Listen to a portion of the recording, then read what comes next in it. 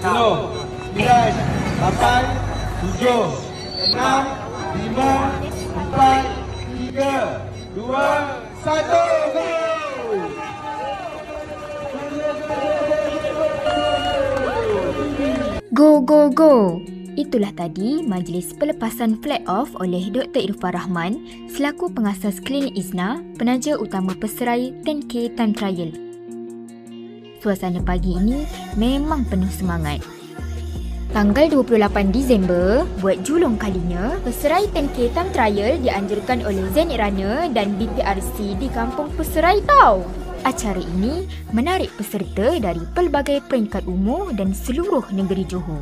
Para peserta menempuh laluan 10 km yang mencabar sambil disokong sorakan hebat dari penonton sekitar Kampung Peserai, termasuklah pakcik yang sedang mancing ikan. Wah, tengok tu, siap dapat ikan! Tahniah diucapkan kepada para pemenang bagi setiap acara.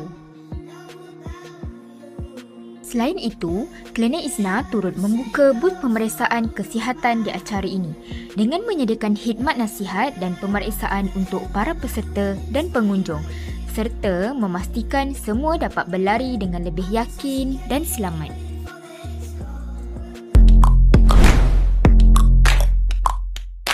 Nama saya Muhammad Syafiq Abdul Rahman. Saya berasal daripada Taman Nira. Sekarang menetap di Taman Megah. Supervisor dekat SWM Batu Pahat. Saya pernah bawa bapa saya, ayah saya ke Klinik Izna masa tu bulan puasa.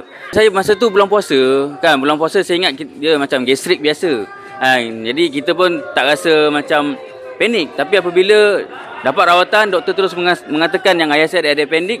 Memang masa tu agak kelang kabut jugalah, agak panik lah kan dengan keadaan bulan puasa. Besok ni nak raya kan. Jadi tapi alhamdulillah dengan Klinik Izna ni bapa saya dapat detect awal dan terus pergi hospital dan terus buat pembedahan lah kat hospital.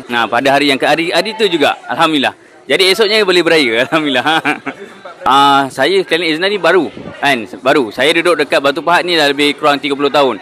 Tapi apa yang saya dapat lihat, Klinik Izna ni adalah satu klinik yang sangat aktif.